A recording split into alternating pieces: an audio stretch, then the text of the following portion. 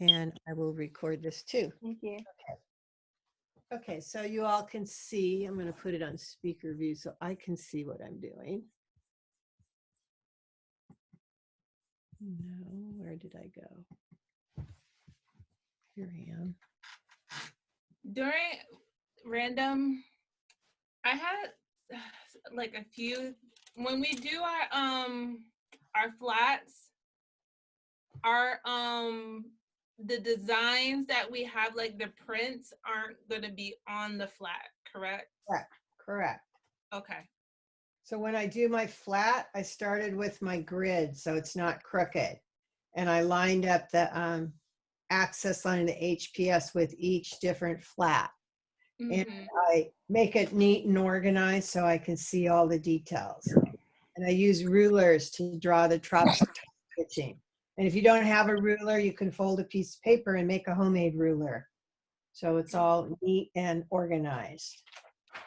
And the other, sorry, the other question What happened?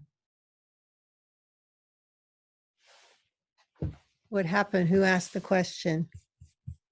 Did she get disconnected? Oh, wait, you're talking and we can't hear you. Latoya, are you talking? Oh, how would I state which fabric I'm using for each part? Like, would I put arrows? Would I say, like, explain it, like, in a sentence? Like, You can just put it in your description or in your typing. You don't have to, you can explain it when you present. You don't have to show it with each flat. You can just put it in your discussion. okay, Yeah, you're okay with that. okay. Usually a garment will be available in more than one fabric.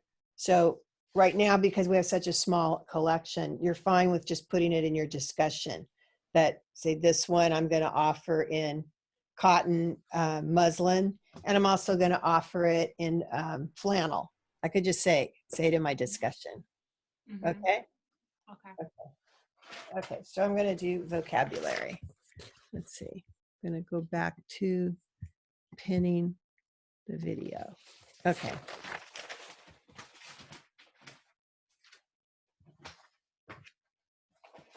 Okay, so vocabulary. So we're going to be doing children. So I'm going to try to pick things that we might use in your children's wear. Okay, let's see.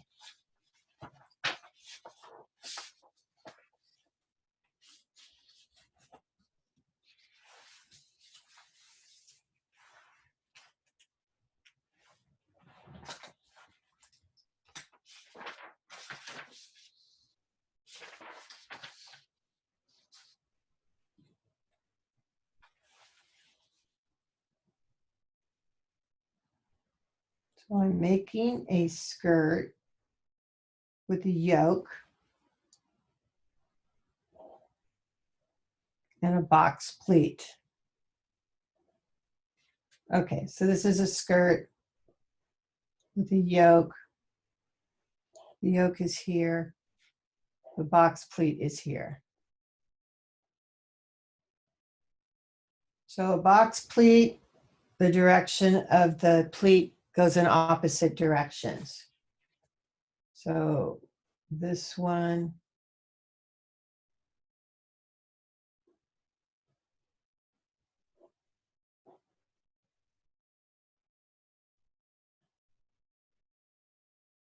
this one is a Peter Pan color.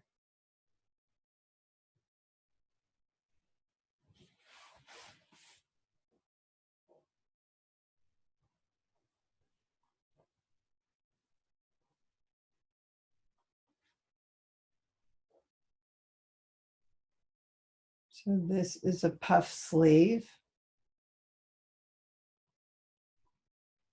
How did I do that? That's funny. A puff sleeve with a button cuff.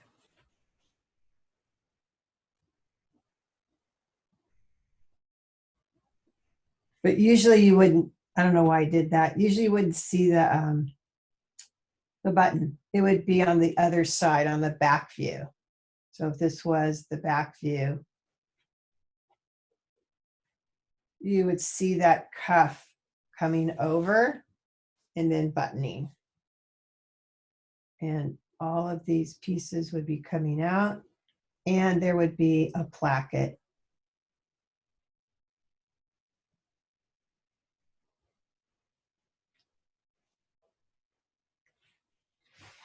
So the gathers are curved. They sew into a seam. Okay, so now what else would we have on a children's? So we might have a jacket on a child's garment. This is called the lapel. This is called the collar. Okay, let's see. We might have a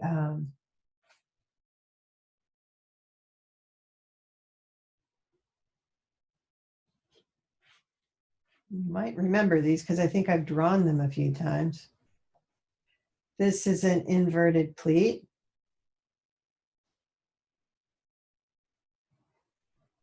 And if I wanted to show an opening, I could make it a little bit thicker. So right now I'm not sure if it's a pocket or an opening, but it would have a zipper pull. So then I would know it's an invisible zipper.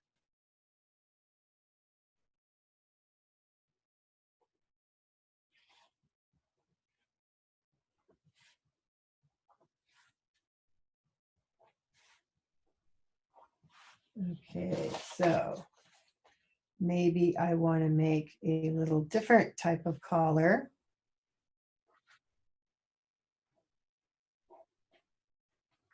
This is called a shawl collar.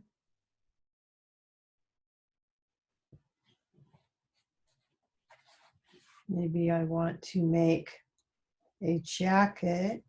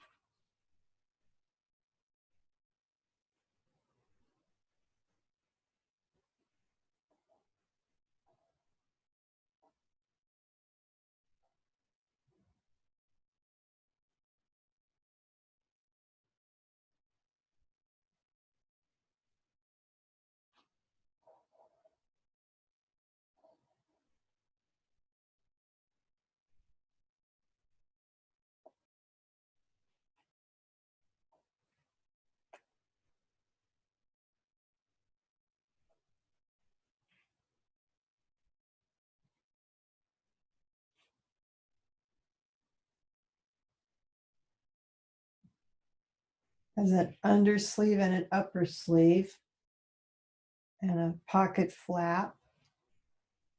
And then it has a pocket under there. So this is a jean jacket. And this will be number 6. So it has top stitching.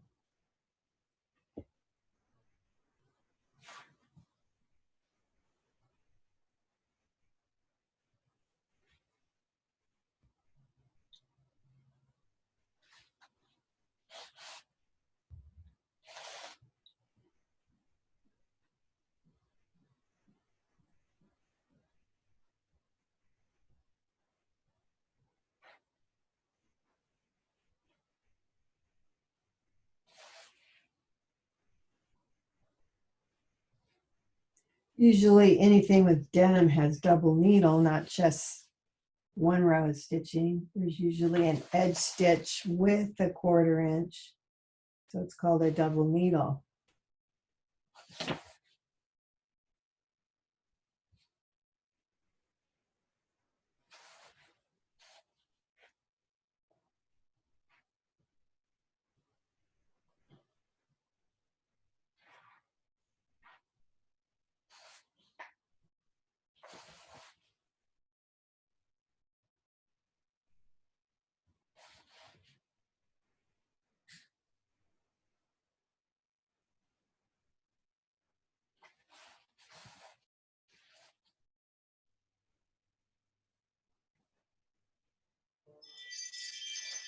So if you choose to draw a jean jacket, it's usually a lot of top stitching.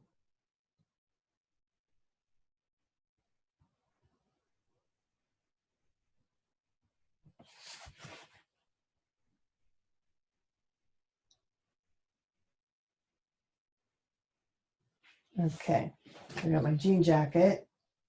And I'm going to draw another skirt. I'm going to put gathering on this skirt. And when it gets to the bottom, I'm going to put a little ruffle. A gathered ruffle.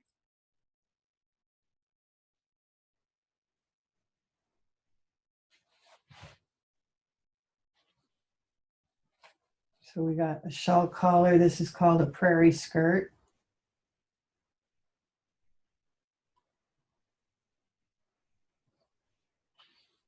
And it's going to be number 7, number 8. Okay, and my next one is going to be, give it a waistband and gathering. And it's going to bubble up here. So this is called a bubble skirt.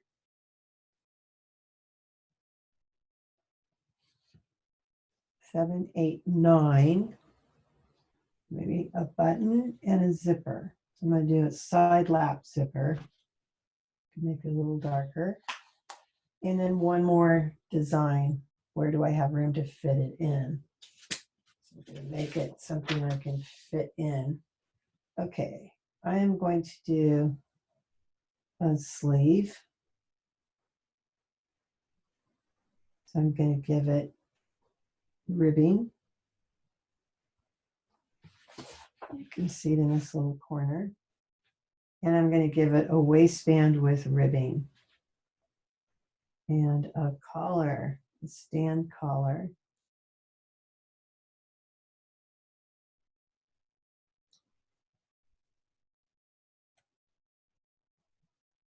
So this is going to be my number 10. And this is going to be ribbed cuffs and waistband. Okay, so there we have some vocabulary words.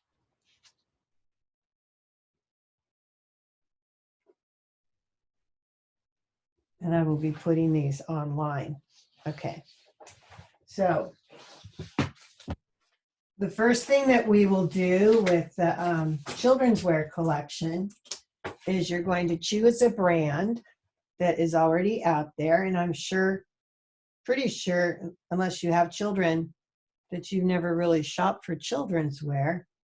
So you're going to choose a brand that appeals to you. And you're going to create a mood board. So your mood board will have a theme for your children's wear. So creating your mood board, you may not have that theme before you start, but by the time you collect your pictures, you're going to develop a theme.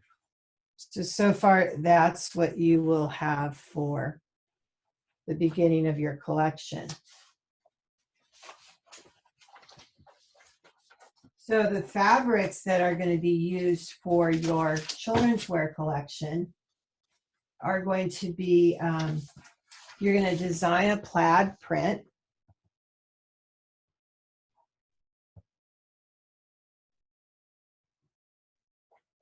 And there is a really easy website called plaidmaker.com where you can design a plaid very easily and change it and put it in different colorations in just a split second without having to redo the whole thing. We used to color them by hand, but then I went searching for a website and it was so easy to find. So we're going to design a plaid print to go with our children's wear. And then the fabrics that we're going to put for this collection are going to be soft and comfortable.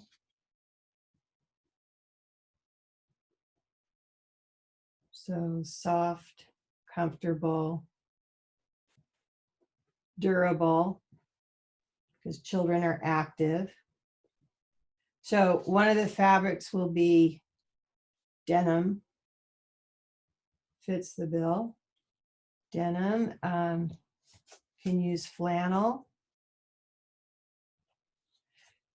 We're gonna use fake fur, faux fur.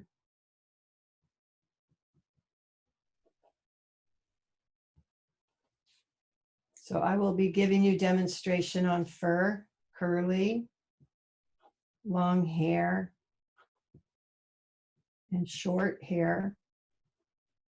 So short hair would be like mink, long hair would be fox, curly would be Sherpa. And then in this collection, we will have some embroidery and an applique and a screen print. Very popular with children's wear. One of the easiest places to shop is Zara. They have a really nice children's wear collection, and all of these things you can shop online. Okay, so I've got fabrics, denim, flannel, faux fur. Can have faux leather. So fabrics with a nap would be like corduroy, velveteen. And I'll be giving you demonstrations for those. I think I'm missing something, but I haven't figured out what it is. Most of my children's wear projects are in that closet at the school, and they still haven't allowed us to get in there to get our supplies. So everything we have is going to be fresh and newly created, which makes it more fun. Okay, so as I remember more things, I'll put it on this list. Okay, so I'm going to start by demonstrating how I would create a children's wear line. So I'm going to be giving you templates of children. I'm going to demonstrate how to draw children, but you're welcome to use the templates. I'm going to also just show you step by step how I go about creating the drawing. So I'll be using references. So when you go online researching brands, you probably are going to find lots of references. So I have this magazine. It's really old too, but I use it for finding references of fashion figures to draw my children. So it's filled with pictures of children that make it easy to create a illustration. So I'm going to just pull one out. I love to rip up expensive books. Gotten used to it. So here's a cute little child. And so I use the grid method, which is exactly what I use for doing regular adult people. So I find the very center and I put an access line on it. And if it's easy for you, you could trace it first to help you get the shapes. So I'm going to put a sheet of tracing paper over it. This is my favorite tracing paper. Easy to see through. Okay, so I'm going to just get the oval. So usually children don't have much neck. And they're pretty much no waistline either. Everything's the same size.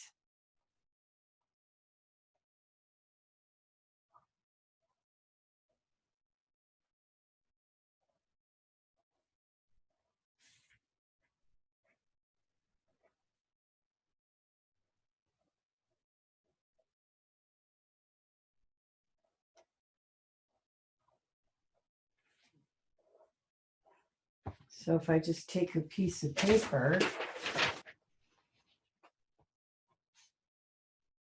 2, 3, 4, 5. Okay, so this one is 6 heads. And if I had to guess her age, I'm going to guess she looks about 9 or 10. She could be younger. She could be 7 or 8. I don't know. So you can see now I have 6 heads. So I'm going to try to duplicate looking at the sketch.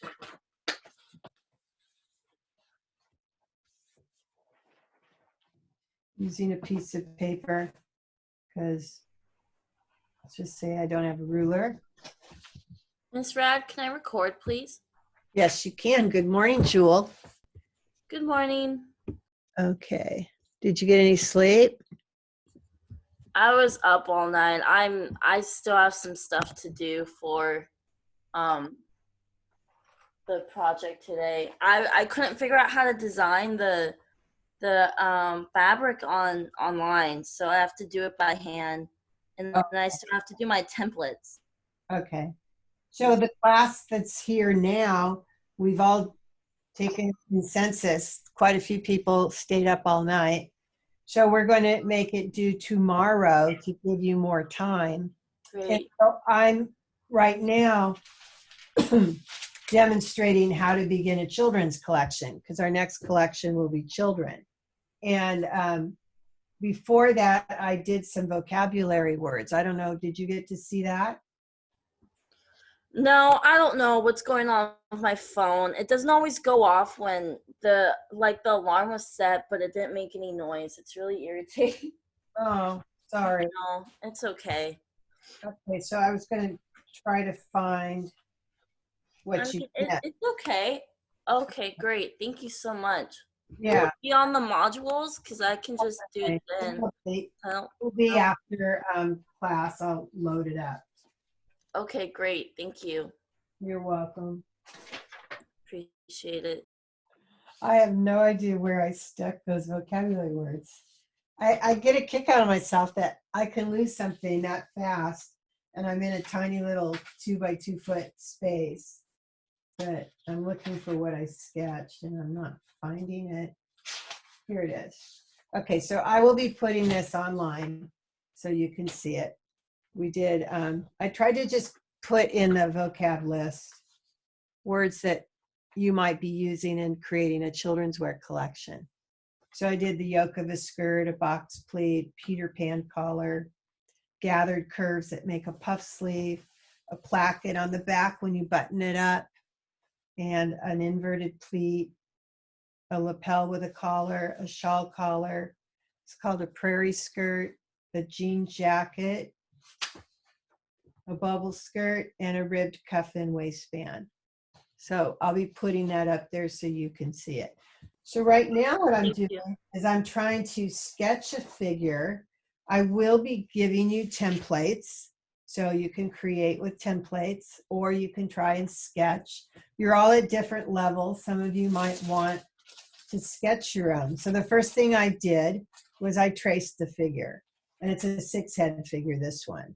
So usually on children, they don't have very much neck and they don't have a waist. They're pretty straight, so I can see she didn't have much of a waist. So I'm going to just draw her looking at my illustration. She had a little bit sway, but not much. Plus, it was 6 heads because I measured it. So 1, 2, 3, 4, 5, 6. So I have to finish that girl in that shortest spot. So I'm looking at mine. This was 2, 3. So this is my 2. This is my 3. So I'm pretty close to it. So there's my crotch and my first leg, looking at how far down it comes.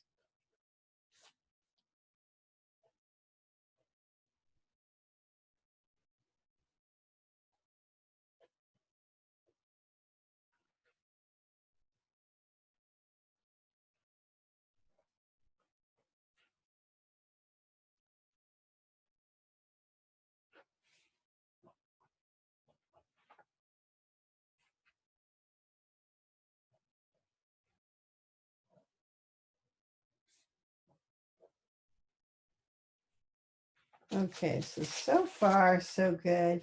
I have just a basic, and I either, if I drew light enough, I can draw on here. If I didn't, then I need to do an overlay.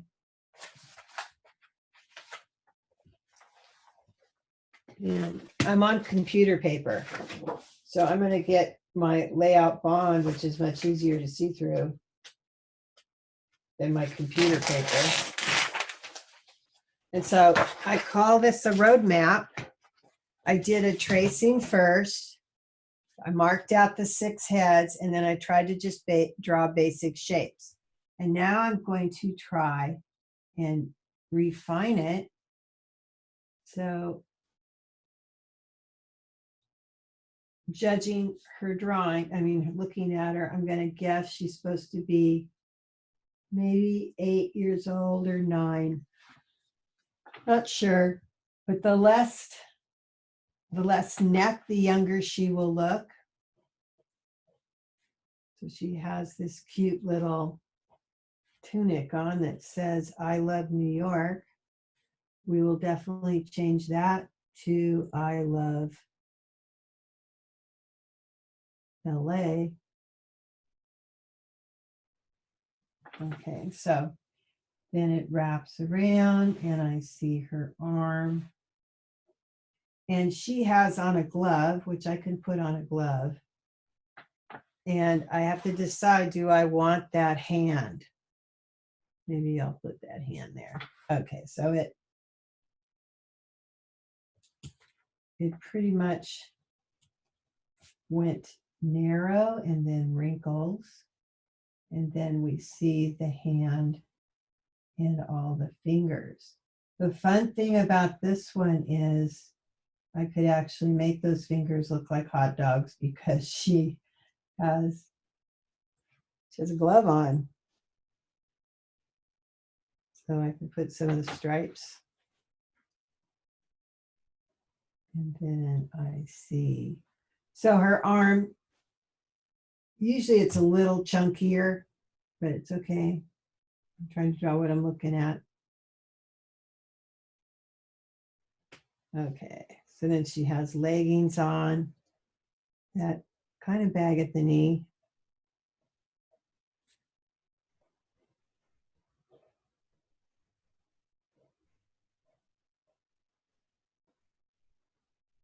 Now I'm looking at the direction of the shoe,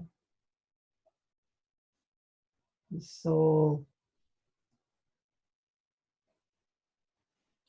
Oh, you guys yell at me if you can't see what I'm doing. Sorry.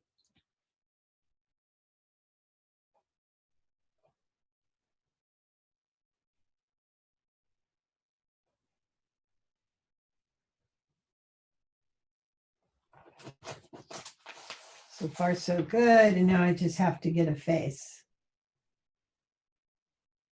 So what is different about her face? Her nose might be a little wider and shorter. Her eyes come down below the halfway. And there's more than one way to draw children. You can either be more realistic or you can be more animated. You have a lot more freedom in choosing how you want it to look. So let's see. One of the things I'm going to do, I'm going to use the fabric denim. And this one is like gray.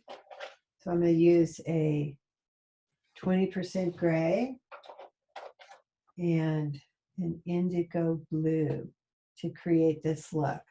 So there's more than one way to do denim, and I can show you both ways. One of the ways is to take the blue marker, put it on tracing paper, dip into it with the gray marker, go into the shadow areas, and as it fades off of your marker, goes back to the gray. And the gray has just a little bit of blue in it. And I'm on bond paper, so it's not marker paper. So it tends to streak a little more, it tends to bleed a little more because it's not made for markers.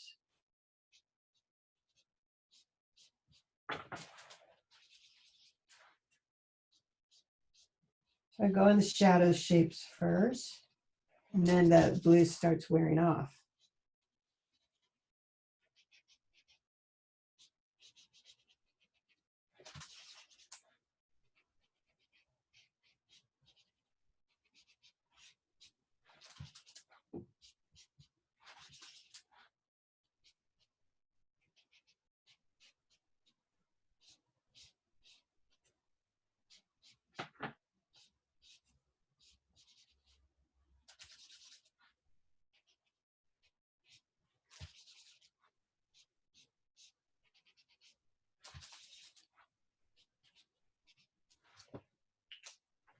Okay, so I've added that with 20% gray and a little bit of the blue.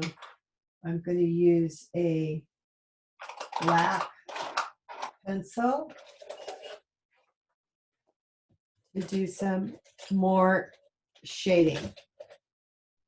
I do have a blue indigo pencil, but I don't think I really need it.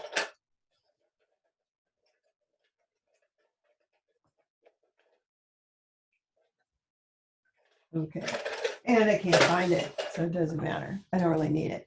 So here's my pencil. It's a little thick. I'm going to sharpen it. Use a hand sharpener or an electric sharpener.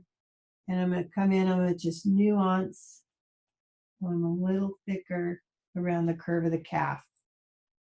So I come, oops, and a little thicker around the knee. Can use the side of my beveled edge and smear some of that, which is kind of nice. It's just using the 20% gray. Now I also could do some other things. I'm going to put that back to thinner.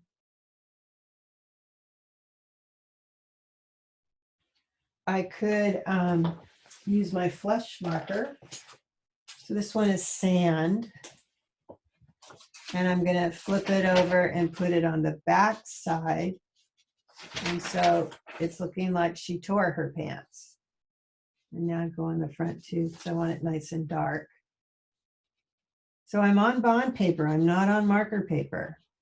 Actually like the texture, and it doesn't cover as smoothly as marker paper, but it's going to work for right now for today. So I'm also on, I use that pencil. So if I get near that pencil, I'm going to smear. So I'm trying not to.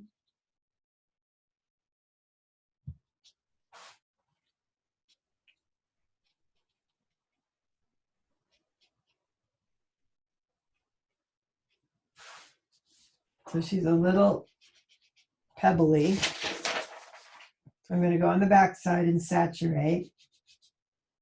That will help her not be too pebbly.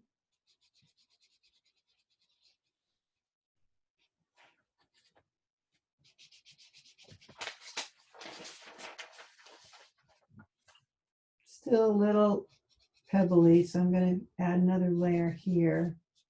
This is sand. Sand is definitely darker. Okay, so far so good. So I put the lid back on, make sure I hear the click. I'm going to take a white gel pen and my black, and I'm going to make some tattered corners. And then I'm going to take the white gel pen and make some threads. Now the white gel pen is going to go over that waxy pencil I just put down and pick up some of it, and then it will quit working. So I have to keep cleaning it off. This one is by Ranger. I have one by Ranger and I have one by Uniball. They all seem to dry out before I can make good use of them. Uniball's pretty good. I might put a little patch right there. Maybe another patch right here. But it's not bad. I like this Uniball Signa. It's called Uniball Signo. Okay. So now I can use some light brown.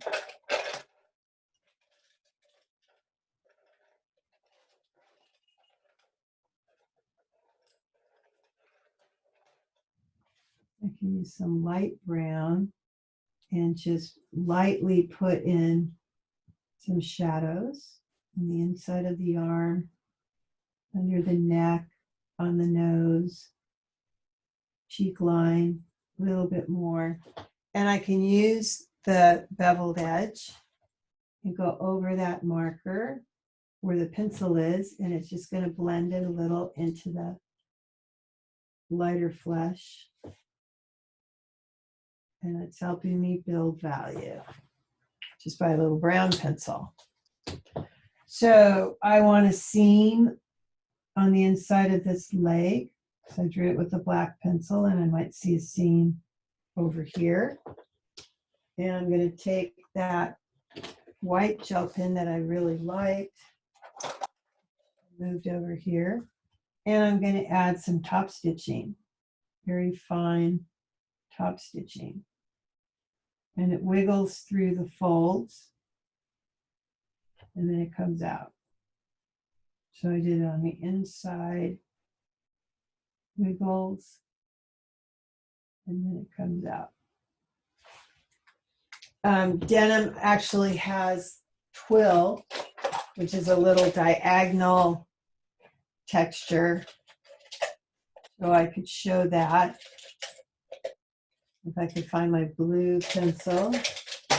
I'm looking in the wrong jar. I can find it. No. Here it is, indigo blue.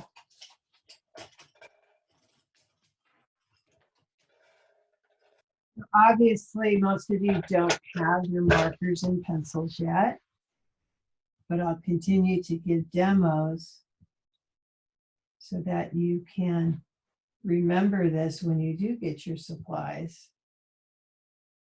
So I put a little of the twill texture in that denim. So now I have the gray marker, and what I was looking at, she had a little gray.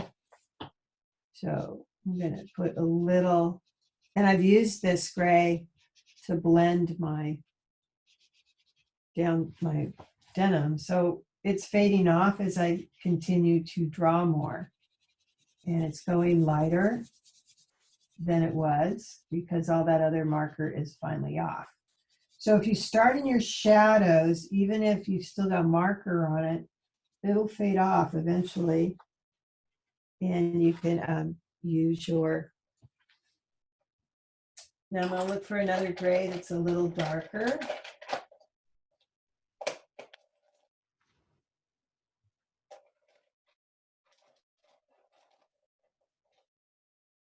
If you can't find one, you can always come in with your black pencil and gently stroke one direction. Because once you hit it with a marker, it's going to get darker. And I'm trying to go in feathery strokes that are tapering off. Scrubbing it and going out and making like a stroke. Just gives me more depth. Coloring those stripes on the pocket. So her hair, depending on what color I want it to be, will have more shadow behind the ear.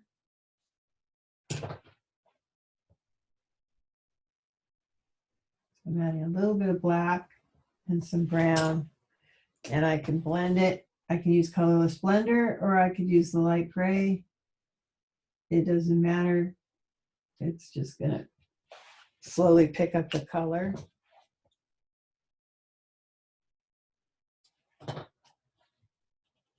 Using my beveled edge so I can get a thin line. Because just depending on the angle you hold it, it'll make a difference. So that hair color is a little lighter. Might come in with my fine point and get it a little bit lighter. If I don't like that color, I can go over it with my cream and just lighten it up a little bit, leaving some white highlights. If you still don't like it, you can always go over it with white gel pen and get some other lines. And then when the gel pen dries, you put color over it. Usually I don't put color over my garment, but this is working. Uh-oh, I pushed too hard.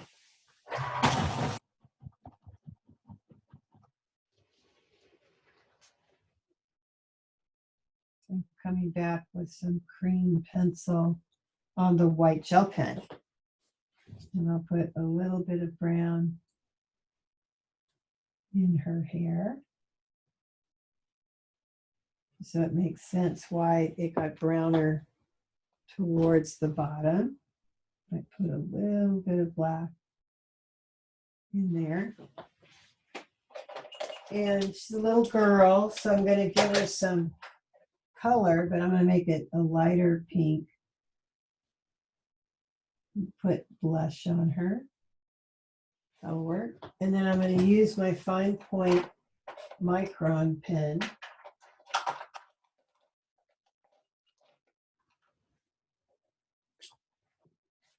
And my goal is to not get too thick on the lips. So now our eyes are in ink.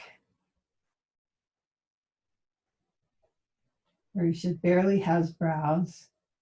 And I'm just going to put a little bit of black in the corners.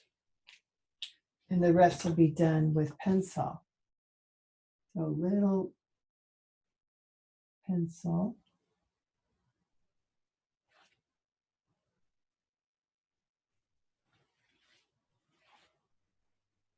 You can either outline it in ink or in pencil. Either one will work.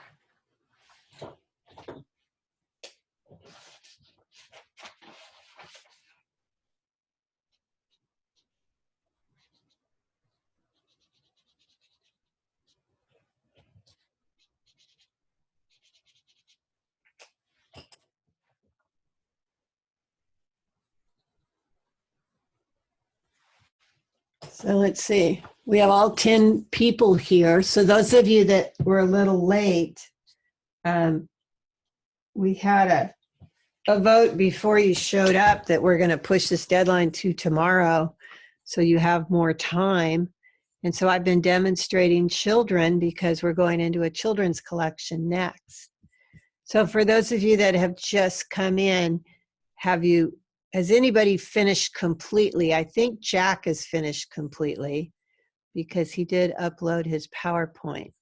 So did anybody else finish completely? Or are you all in the same place? You appreciate an extra day? I'd appreciate an extra day. Okay, who's that talking? Daniela. Okay, great. So a lot of variables make it hard when you're online. Getting used to whatever program you're using to put together your slideshow, and then exploring different ways to show fabric and finding the colors. It all takes experience, and it's all new for all of you. So I don't mind extending it an extra day. So those of you that came later, I did a vocabulary list for the quiz will be on Friday. I just showed it on my other video. And we'll be practicing that. And then I've been drawing from a photo. So I'm using this photo And I first did a tracing of the photo, which helped me realize it's 6 heads. And then I tried to draw it with basic shapes. And then I did an overlay with bond paper, and I did the figure, which I can do again so that you can see it. And you know what? I've been here watching you do the figure. Oh, good. Okay. I didn't realize I didn't even have the lights on, if it makes a difference. And the vocabulary.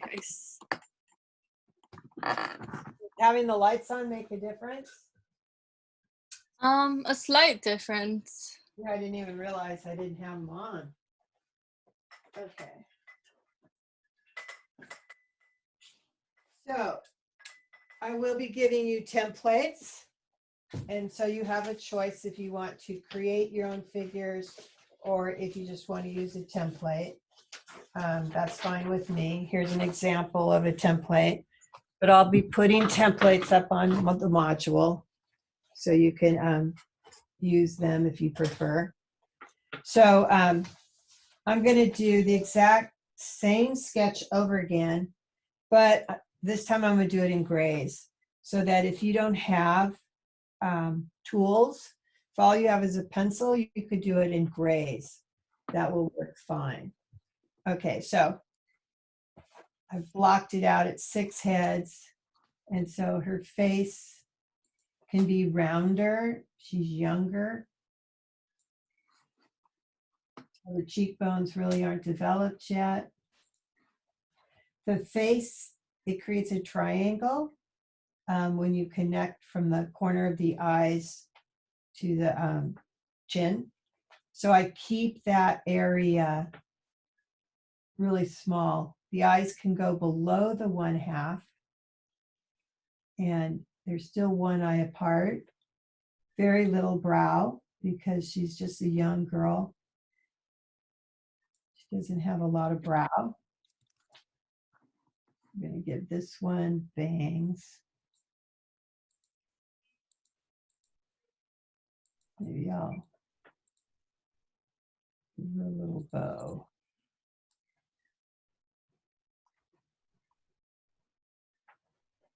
Very little neck, very little waistline. Let's see, I gave her a t-shirt there. I think I'm going to give her a hoodie here. Well, then you won't be able to see her. I'll make it high. You won't be able to see her if I make it any bigger. I want to see her bow. Okay, so here I'm going to put a screen print. And you decide what kind of screen print you want. I have no idea what I'm drawing.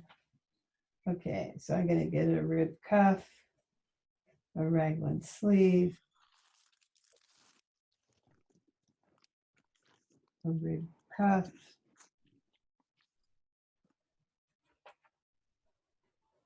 one sleeve is in a pocket. So she has, her waist is thicker. You can see her waist is thicker, and I will make this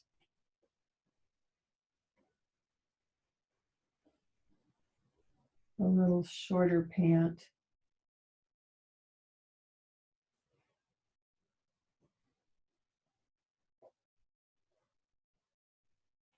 With a tie string. And maybe I'll give her some boots.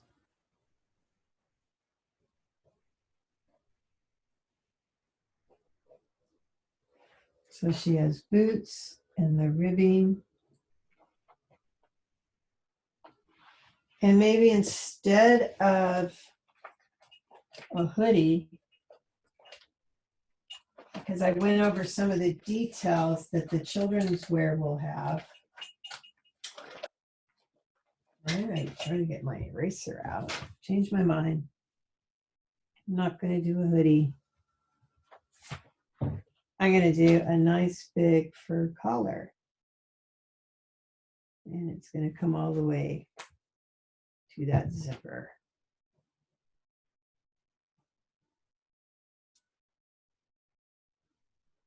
Okay. So this has ribbing, that has ribbing.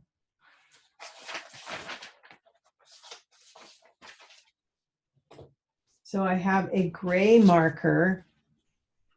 So I definitely want to do under the shadows of the knee. I want more shadow on one side than the other. And that immediately establishes light source that's coming from that side. So inside the arm, light can't get in there. So usually it's always a little darker. And even with the fur, the top of the mountain can be whiter. So I can add my third value with a little pencil.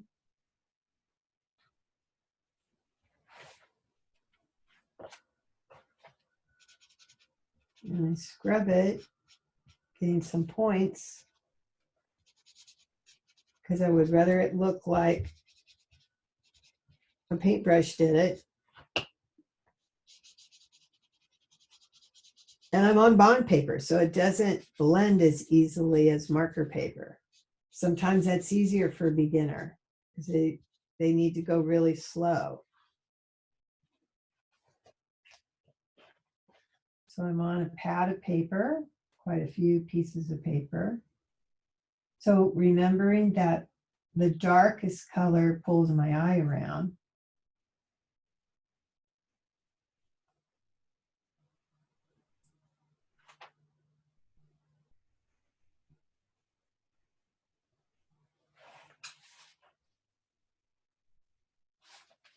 So you can decide, do I want to use ink or do I want to use pencil? So this is pencil, no, this is ink.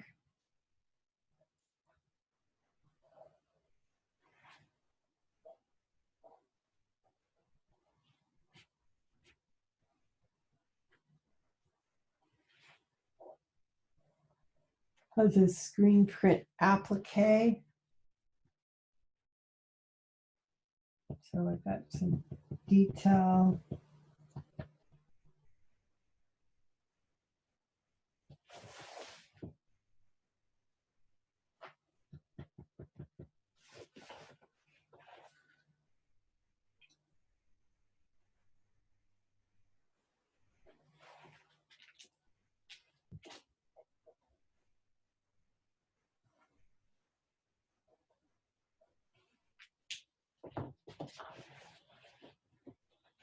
See, can you see?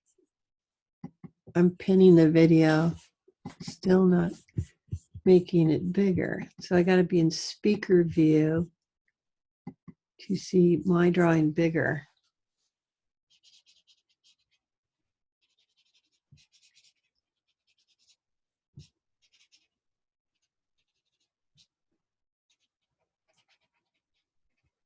That needs to be a little thicker. So it won't smear and blend like the marker paper. It's a little slower. Sometimes that's good for a beginner because they can get more control.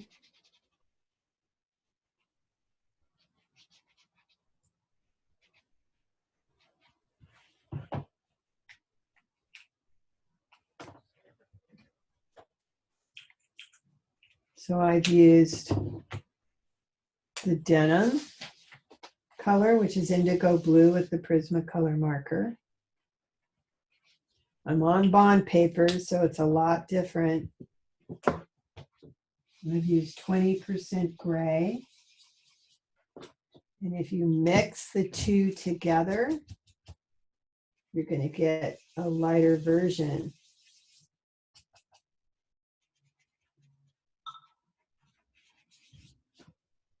So that's blended.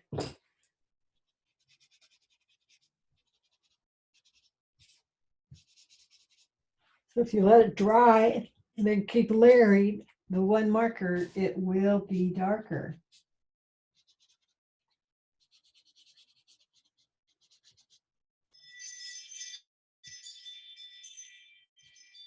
That noise means someone's at my door, I think. I don't know, they haven't knocked.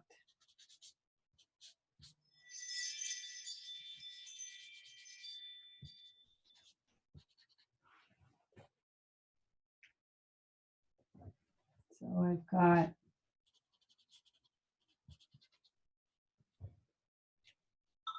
I have gray values instead of color.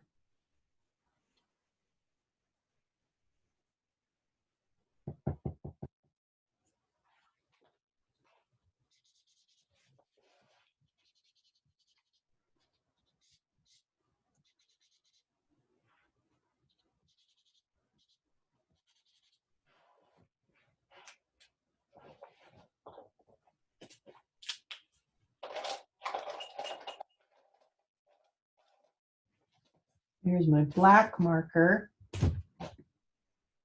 If I kiss it with the lighter marker, yeah, I can get a little bit of tonal change.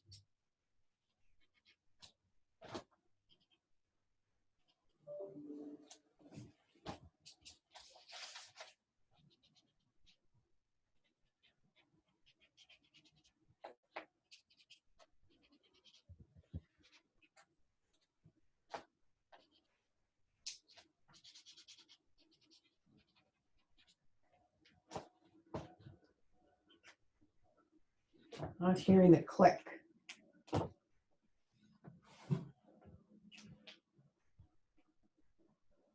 This one just doesn't want to click. Let's see. Okay, so I just switched the markers and this one doesn't want to click. So something's wrong with, I don't know what's wrong with it. It doesn't fit. I don't hear the click. There, that click.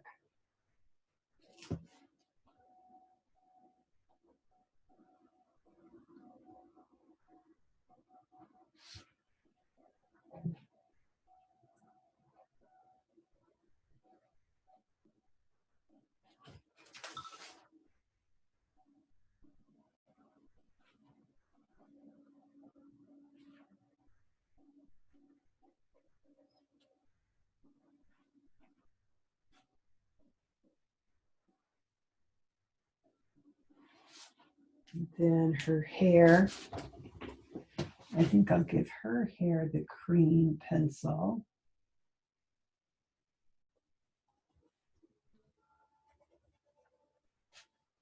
Keep in mind that when you add so much pencil, you can't blend anymore. It gets impossible. So I just give her a little bit of shadow with the brown pencil. And so this one I did the brick beige flesh, and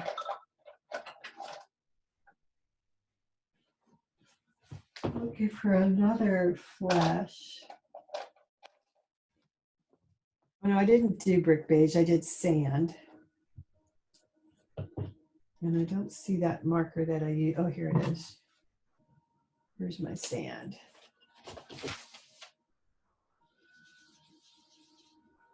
That was my first flesh.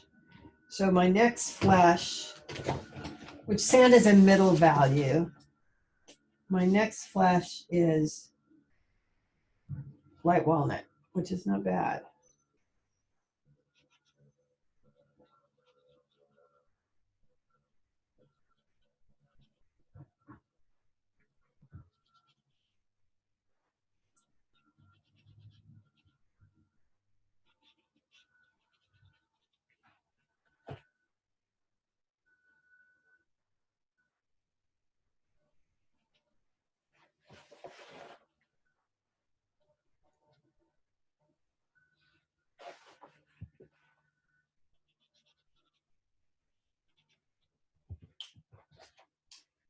A little shadow.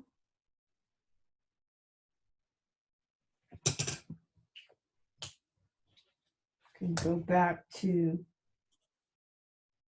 oh, there was something on that marker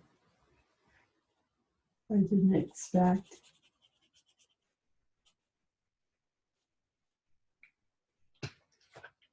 Oh, must have been dropped into, must have used it to shade with something.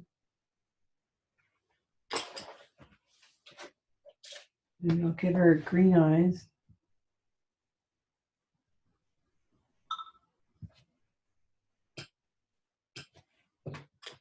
And I will use my thinner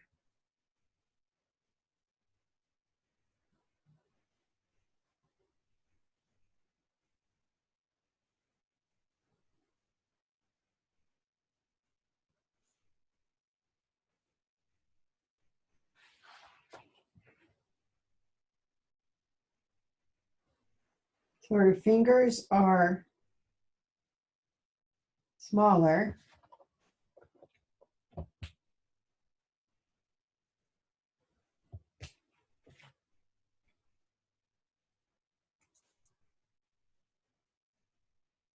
Some finer detail.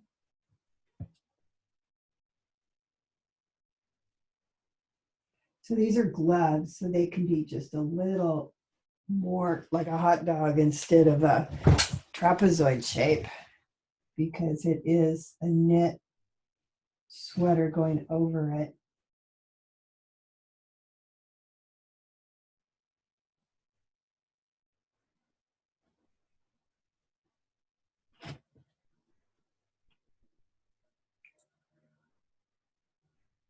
It looks like gloves. Very good.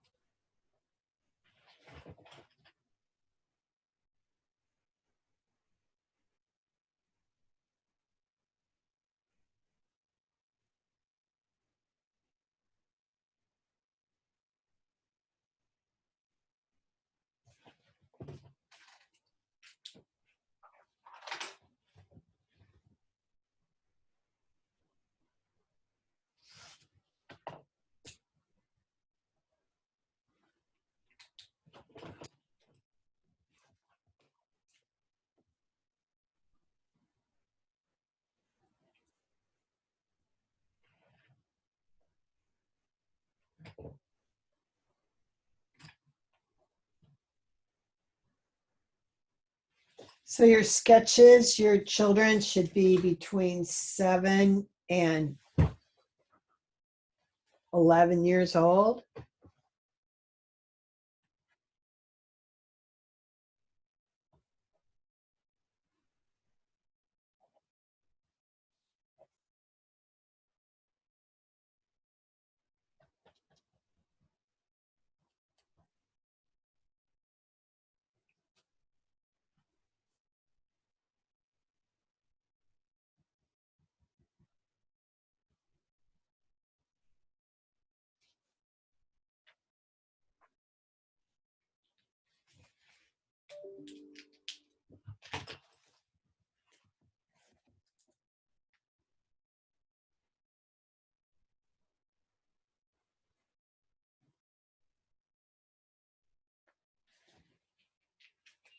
So I did one in black and white and one in markers. So you can see the difference. So her gloves had a little stripe on them.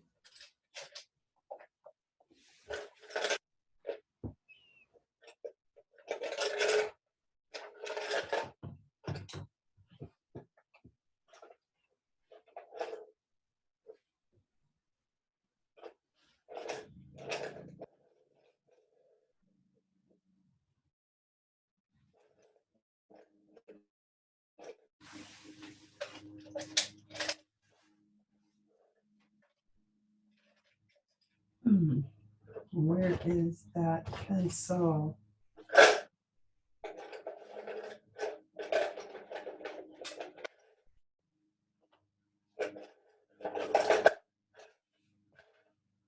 don't know what I did with it.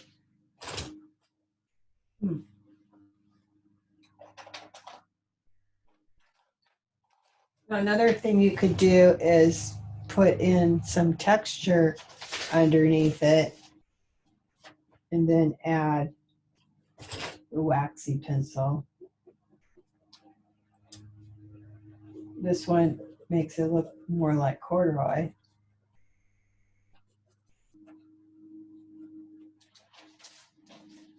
Which is kind of fun too. Doing a little bit more where it would be darker. And I got some texture using this little texture piece. Still trying to find my indigo blue. Don't know where I put it.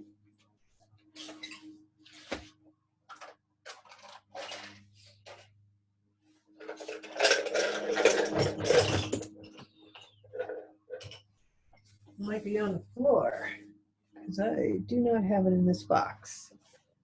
Weird. It will show up.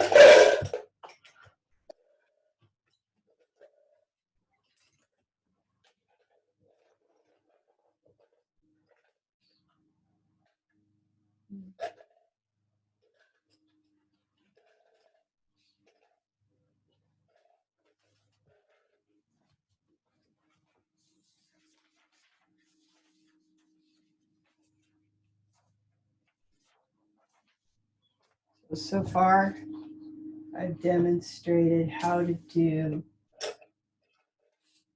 the denim. Now I used corduroy, but there's another way with color that I'll be showing you. And I did a fox fur, but I'll be doing all the other ones too. So move your neck around, stretch just a little bit so you don't get stiff. Staring into a screen.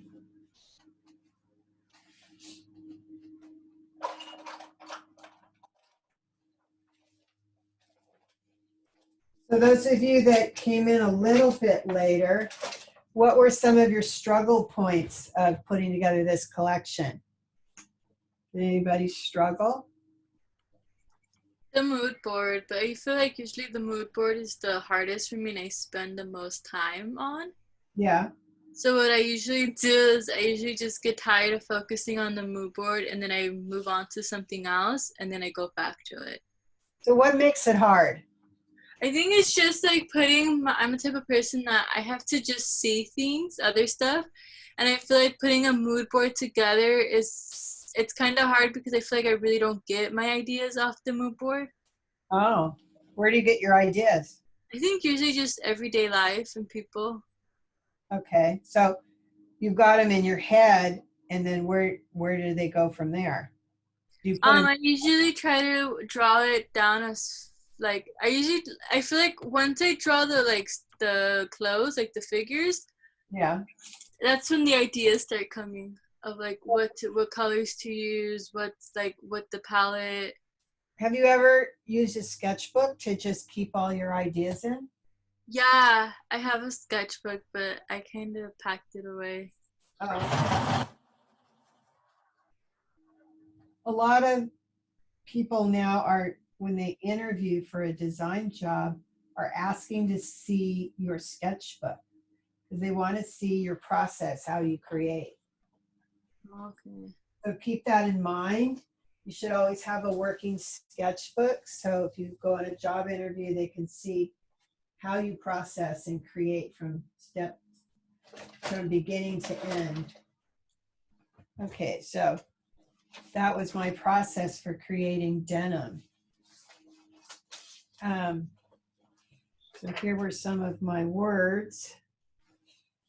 I could show you the plaid maker online. I think I'll see if I can find it online. See how challenged I am with this computer. So I'm going to go over here and look up, let's see. So I'm going to put Plaid Maker. See if I got it. Okay, so I'm going to go here and share my screen so you can see plaidmaker.com. So can all of you see that on my screen? Is that a yes? Everybody can see that? Yeah.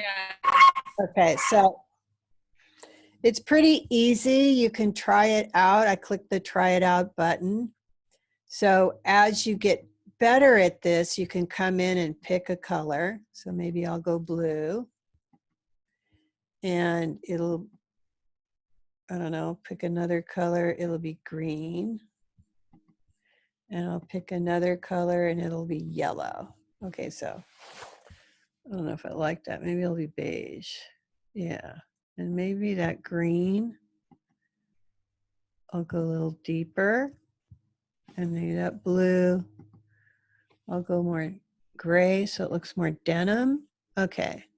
So my first one, I'm going to just pick a obscene number, see what I get.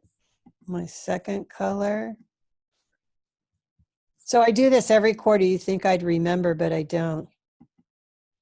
Okay, so that was my color.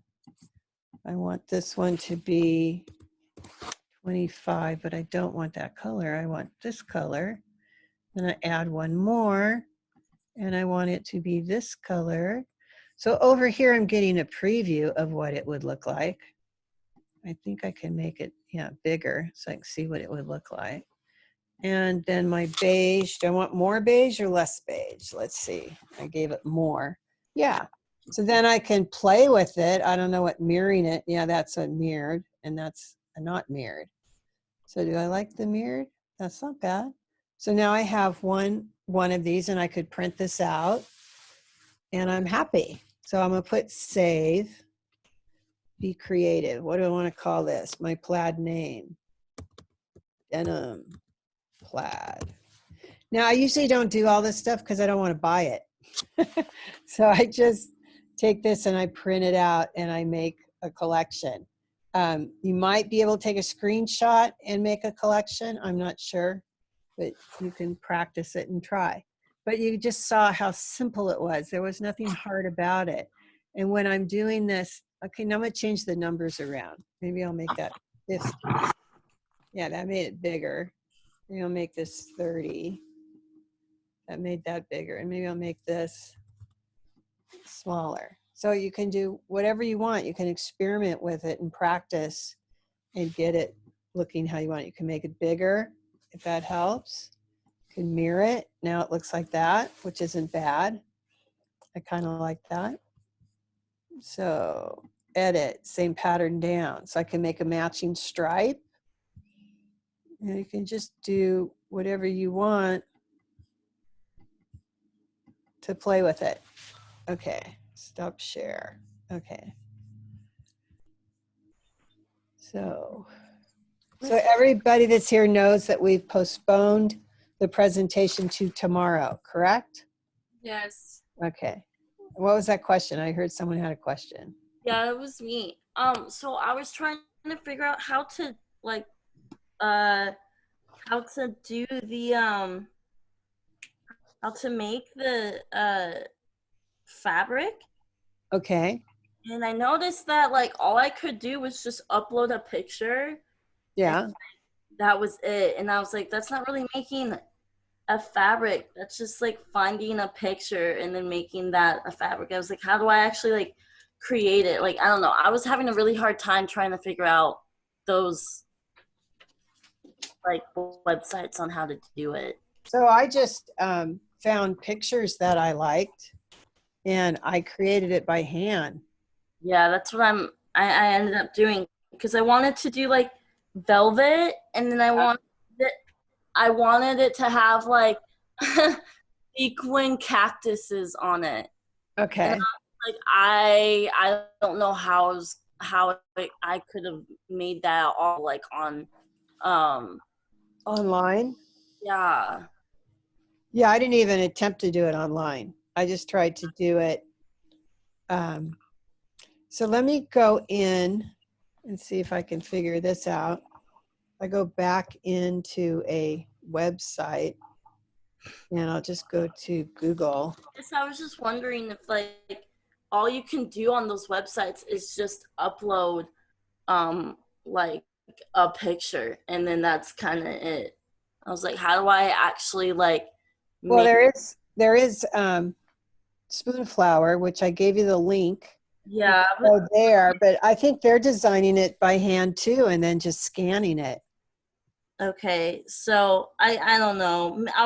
It just seems like a really good skill to know how to do for like future references and I was just not figuring it out. I was just wondering if anyone like Oh, found something that was helpful? yeah, or if like anyone else had a better Well, that's a good idea. Did anybody find anything for doing their fabric? I guess nothing from the other students. They probably all drew it by hand. Yeah, I just found I knew I wanted to do because I'm doing like a pirate theme, but I knew I wanted my floral to be striped, so I just looked up the stripes, and then and the other app I was able to change the colors, but I didn't like make it by hand of my own. Oh, you were able, which one do you use? I forgot. Pick You use art. Canva? Oh, PixArt, and you changed the color of your fabric. Yeah, I just found the fabric online and Oh. then um yeah, I didn't like need to, but you could like if you found a pattern online and you just wanted to insert cactuses in it, you could do that with PicArt. Hmm. So I don't know if you want to do that, like if you want to find a floral design you like and then just add cactuses to it, because if you just do that, you could do it with PicArt. okay, maybe I'll try and play around with it, but that's okay. Thank you. Yeah, and I'll play around with it too because it's all new for me. But that's how I did it. I just did it by hand. I thought it made it a lot easier. Did you try it by hand, Jewel? Yeah, I just decided to do it by hand. It's just a lot of work. Yeah, It yeah. takes a long time. I think it's I think it's because I'm just making the all of the samples like way too big. I'm just gonna cut it down in half so I'm not like Okay, wasting a bunch of time. okay. Did anybody want to present today now that I've postponed it for a whole day? Okay. They want to deny anybody the ability to do it today. Okay. Okay, so I think we'll take our break early, and then when we come back, we'll make it a lab so that we can work on our project, and I'll be here to answer questions, and then I'll explore with sharing the screen, creating the fabric print, and I'll find some sites on the internet. So take a break. It's 8:33, so we're taking it a little early today, and let's see, we do 25 minutes. So you'll come back at 8:58. Okay? Anybody object to that? Everybody's cool with that? Go have breakfast and come Yeah, back that's cool. at 8:58. Okay. Thank you. You're welcome.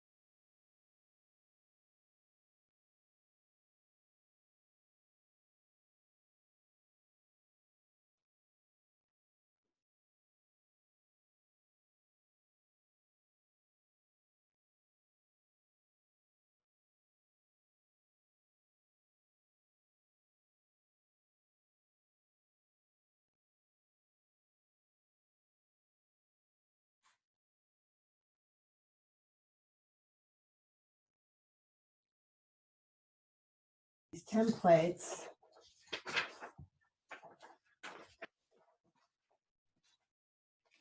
They're pretty unisex when they're little. They all have the same big eyes. Just the only difference is maybe a hairdo. Okay, so I'm going to use this one, and he's got a scarf twisting. So I'm using a brown Prismacolor pencil.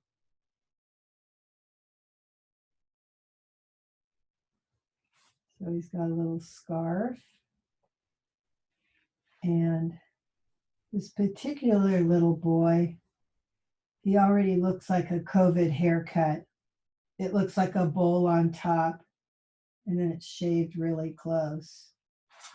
So to me, that looks very COVID. But Mom tried to cut his hair. So he's got kind of a smirky smile. So I made it a little higher on one side than the other. Little pug nose. And he's got really serious look. So I'm thinking about composition. So I've got him looking towards the center of the page, and he has very little brow because he's very young. Yeah.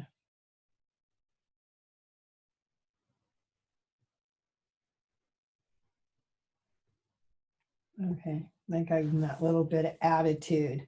So this little boy has a sweater jacket or a blazer.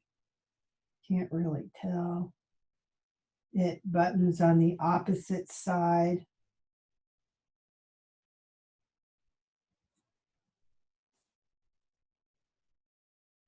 And I see a little of his hand, a really short, tiny thumb going into his pocket.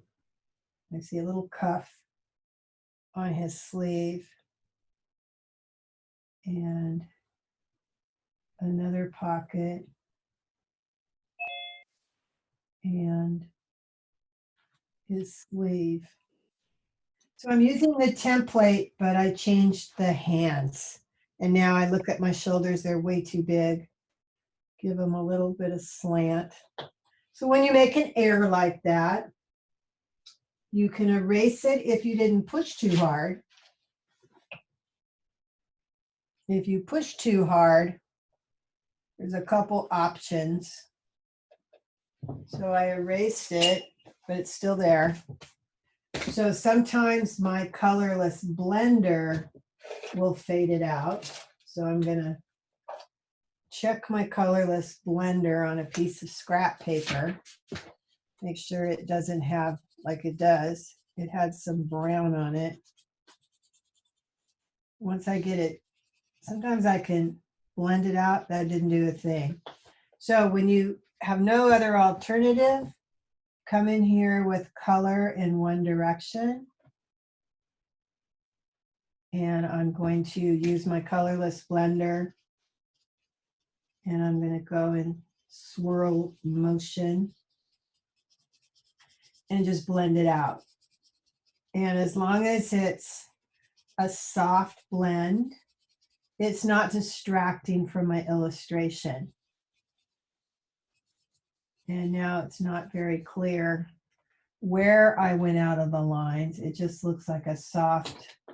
So I just mixed brown with a little of the red. And that was enough to get rid of any confusion. Okay, so that's using colorless blender, cleaning it off when I'm done. And that colorless blender is a little dry. You can usually tell by the noise it makes. If you can hear all that rough noise, it usually telling you it's dried out. But I don't throw out a dried colorless blender because I can use them for other textures. So this one has a little bit of brown on it. It's a little wetter than the other one. The noise isn't as strong. So that works. I dry it off. Okay, so now I go back to my picture and I have this little jacket. And I'm going to put a little shirt tail hem showing. Okay, and then I'm going to do some pants. So I don't have to show every single wrinkle. Definitely not necessary. So he's very short.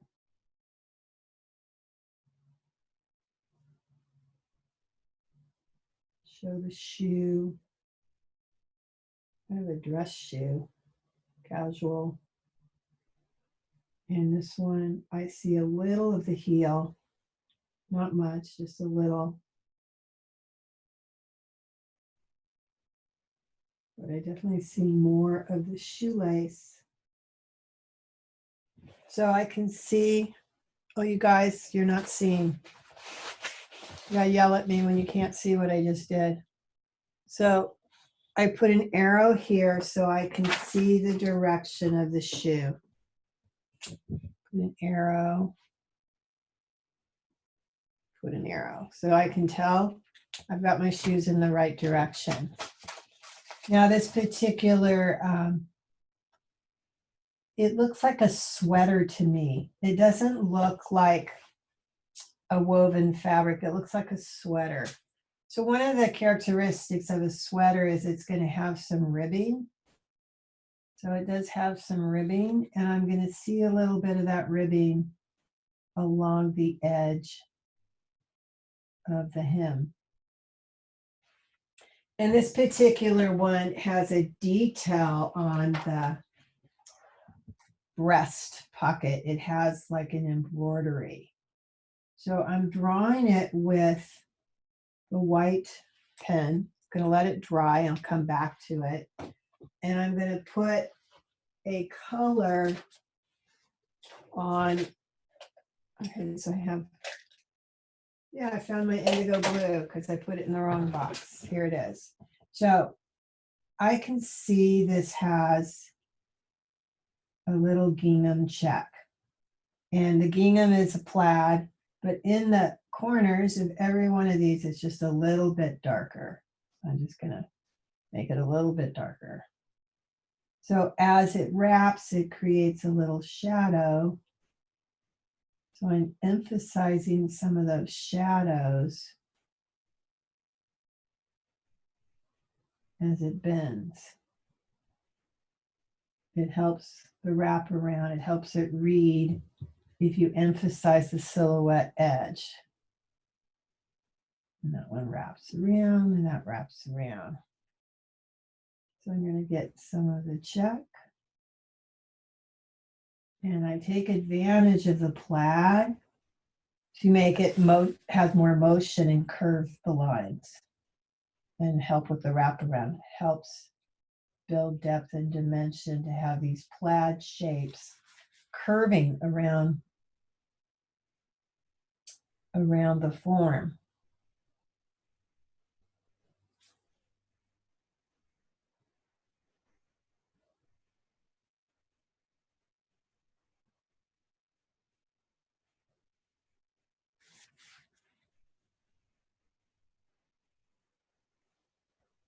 Okay, so he has a plaid. I'm going to give him a soft knit, and that white is popping up just a little bit. I can see it. So I can put some color over it, the white where it had the little insignia. So I put a little yellow and I put a little brown. It's definitely giving it a little more detail. Okay, so I'm going to take my dried out colorless blender and I'm going to pull some of this blue, and it creates a nice soft texture. And I don't mind if some of that blue fuzzies are coming off the edge of the silhouette. It actually is helping it look 3D. So I'm going to just come in and blend some of it. And I might go a little, oops, broke it again, push too hard. These things are great teachers. They teach you when you're pushing too hard. You don't function if you push too hard. Okay, so now I'm going in with black to get a little bit more depth. And that's okay, because I don't mind just a little darker where light can't reach. I'm going back to indigo blue. It needs to be sharpened. So now you're seeing how I would do a knit. So I'm putting texture with a dry colorless blender and the side of the pencil. And I add a little embroidery on this logo using white gel pen first, then on top of it dried, I put yellow. And on top of that dried, I put a little bit of brown. This definitely helps it read. His hair, I'm going to use the cream color. And I'm going to get it a little white, leaving a highlight. And then I'll come back in with just a little bit of brown. Getting some thick and thin, because I'm looking at the picture and you got a little bit of glare on that picture. So you can see that face. And I'm using that photo as a reference. I don't look exactly like it, but it's fine enough. I like it. So I'm looking for the peachy marker. This one is Seashell Pink. Just a little bit. Might put a little blush on him. Not very pink. I think I have something pink. Okay, this is called Peach. So give him a little bit more tonal change. That'll work. Back to my indigo blue, getting more depth on the inside of the sleeve and underneath a scarf and underneath the rib cage, and adding a little bit of black so I get a little more depth.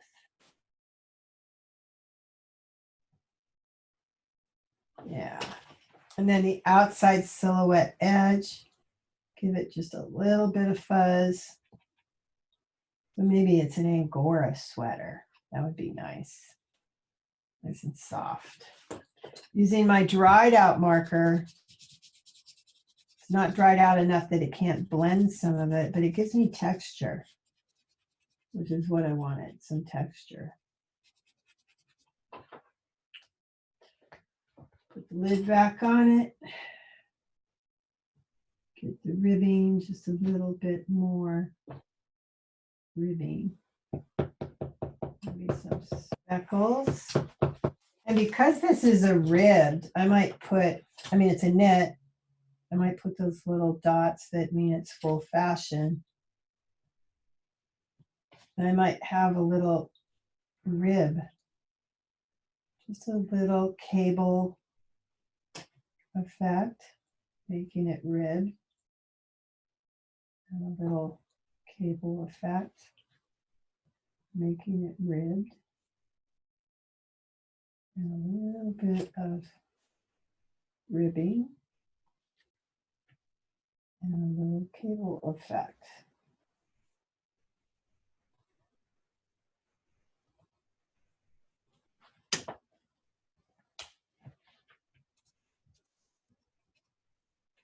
So my bottom, I'm going to make corduroy. So before I used a little texture underneath, and I thought that worked pretty good. This time I'm going to do it with markers, and I'm going to add it with some color. So there's a couple ways I could add color. I could come in and just add my stripes as they wave. So they get pretty strong. And then I could add pencil to indicate where it's getting a little bit of highlight. So getting a little bit of highlight on the center of the leg. And underneath the knee, it'd get a little shadow. So I'm getting just a little bit of shadow.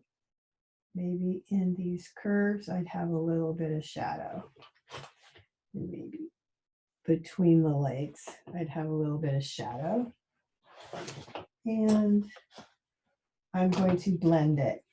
So once again, this is dry and I had a bunch of colors on it that are kind of blue. So now when I go in and just blend it a little bit, I stayed off the white where I had it blended, that'll work. And so I have nuance, nuance.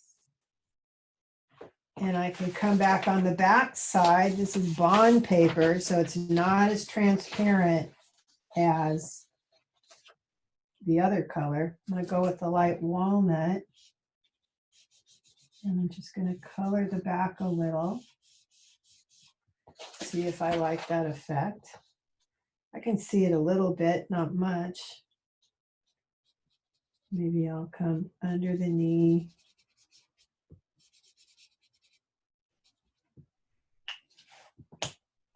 And then I will come in with a little bit of black to emphasize it.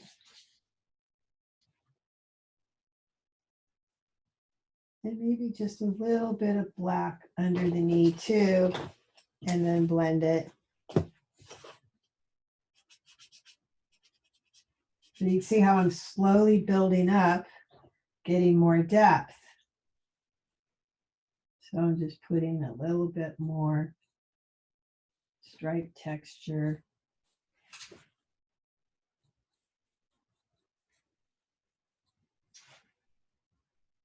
Definitely get the idea that it's got some depth to it.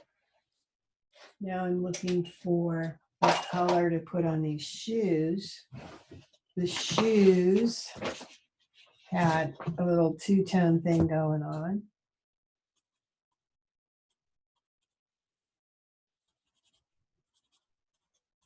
Had like a goldish yellow.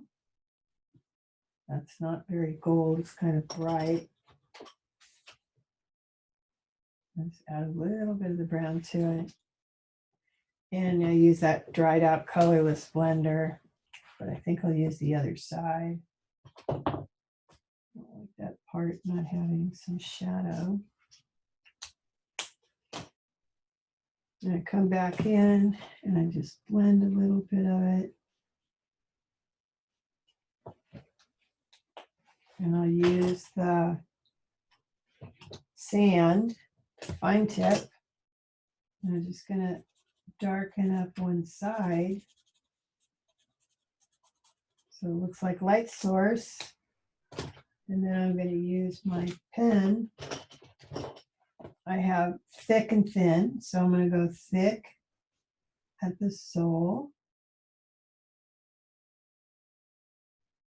leaving the highlight.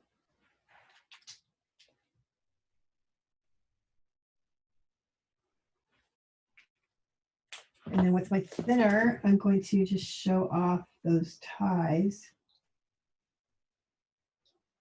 and maybe a little shoelace.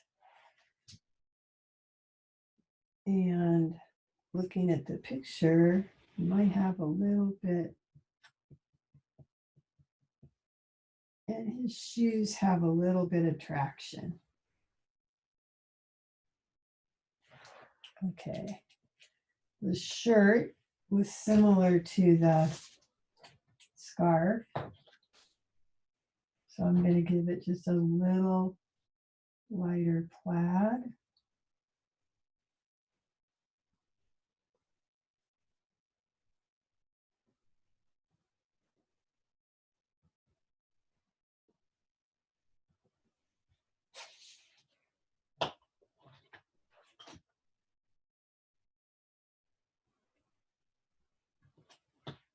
Okay. I need to put color on his face and on his hands. So I have eggshell. I still can use the beveled edge, make sure it's clean, and have a little bit of brown on it.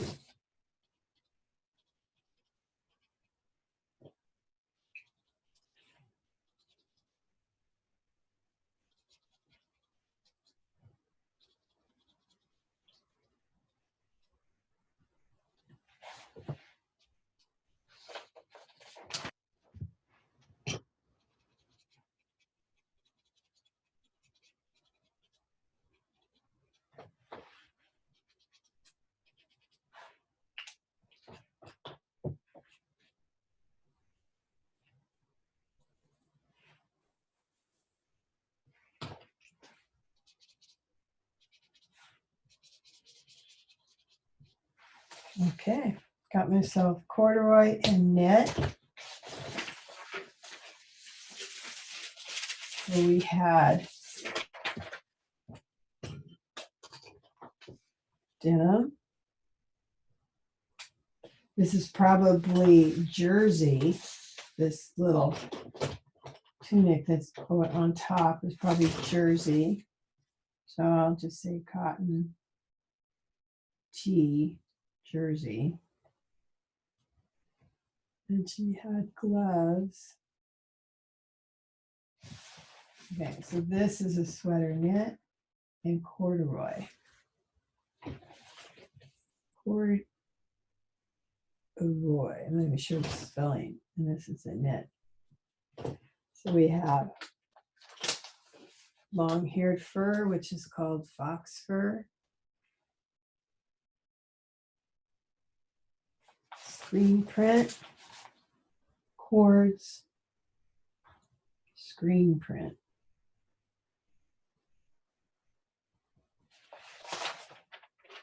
Okay, so we've got a few things done. Look at our list. So we have a screen print. We did a long hair Sherpa. We did corduroy. So we're moving along so far. So I haven't, well, I've done a plaid. So I don't know yet.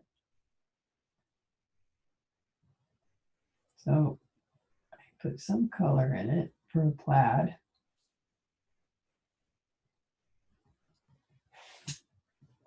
Okay, so now we have a plaid.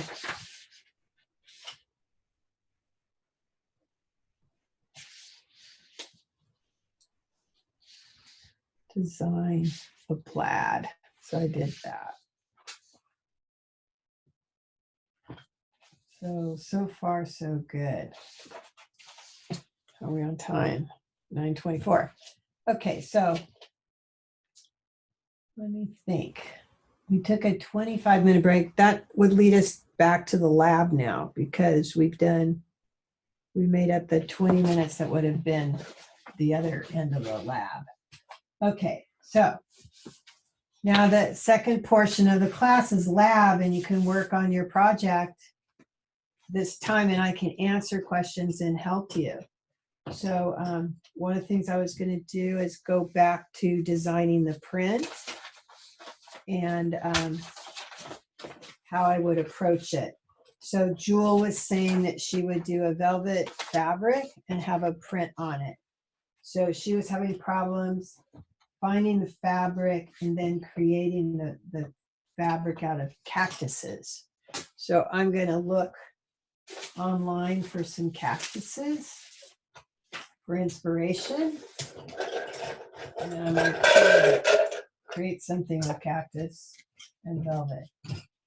So velvet has a nap. When you move it around, you can see the light hits it. And I was on a fabric page that actually was moving the velvet around so you could see the highlight.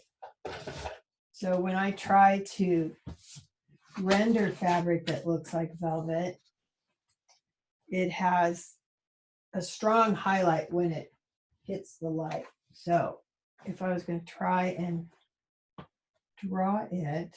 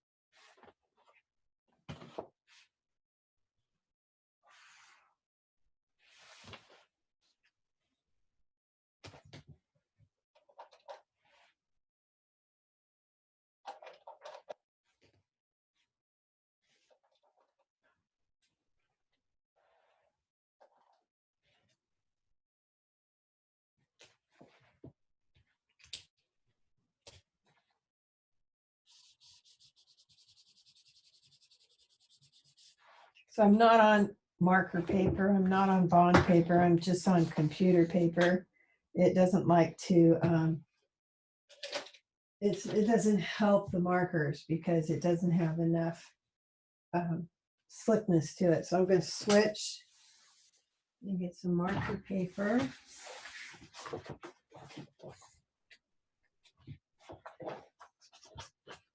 So I have 2 sheets here.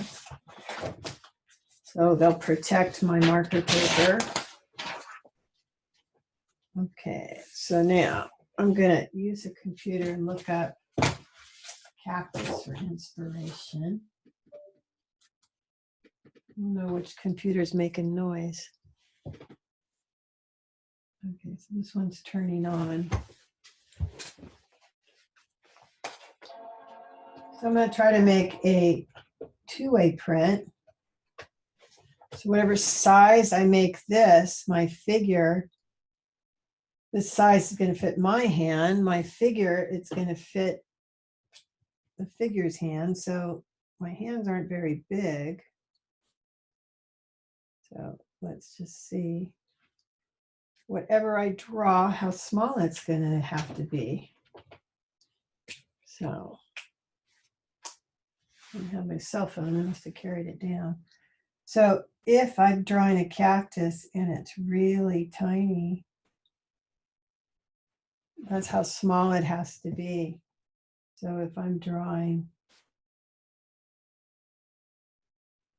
a cactus,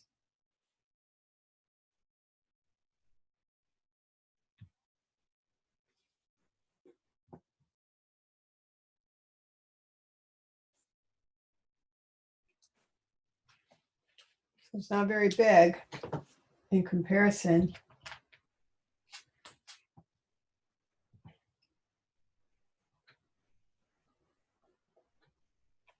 Okay, so there you can see it.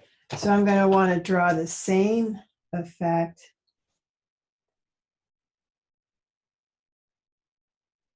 from the other side so that I can have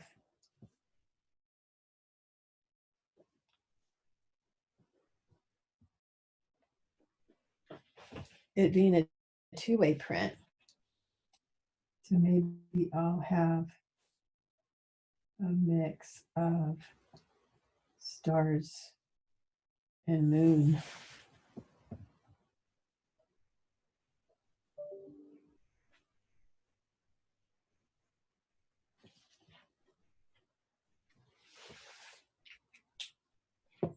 So Jewel, are you there? So here's my Yeah, Jewel. it looks nice. It's similar to my design because I have cactuses on mine too. Oh, good. I was trying to warm up my computer so I could look for some cactus inspiration, but I got tired of waiting for the computer to load. I've noticed that the computer, it's harder to load. It takes longer to load depending what time of the day you're doing it. So when you get on at 7 a.m., you get on immediately. But anytime between now and noon, it's slower. So we're affected by all the people that are also trying to get on. Okay, so there's my cactus print. And I'm going to put a little bit of color. So this is an old fashioned, it's got to be 10 years old, but the graphic points to the small point and the wide point is the larger graphic. The newer ones look like this, and it has the wide strip and the tiny strip. So you know the difference. Okay, I'm gonna look for my green in my markers. I have a parrot green and I have a jade green. And I have a dark green. So I'll start with my jade green. And not bad, I left some white.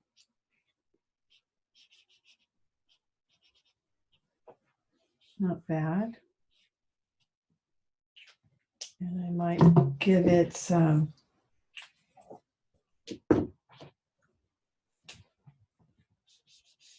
sand. This is called brick beige.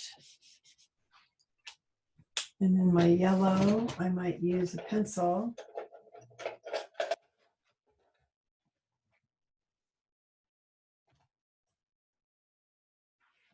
And then my twinkle lights and my moon, I might do those in cream.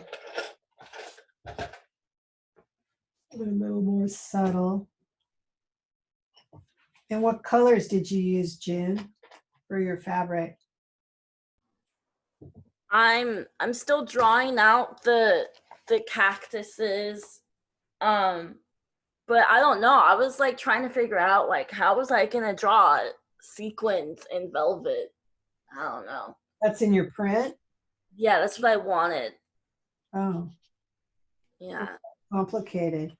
I don't think I would show either one. I would just show the colors. Yeah. So I think I was gonna do like like a maroonish burgundy, well, like a maroon, but like a I think okay.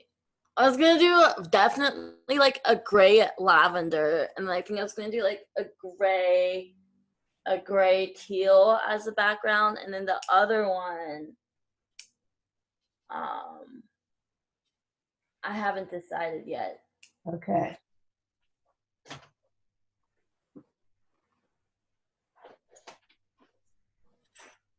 Yeah, I can't even imagine trying to draw sequins. Like, Yeah, you only have to do the print. yeah, it sounds really hard.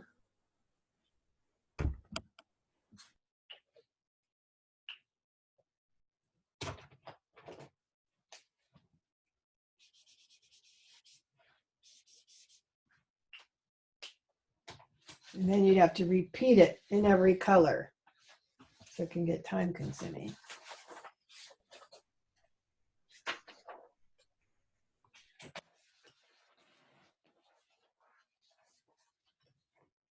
Okay, so this portion now will be the lab, and we'll just work on our project and I'll ask questions as you have them.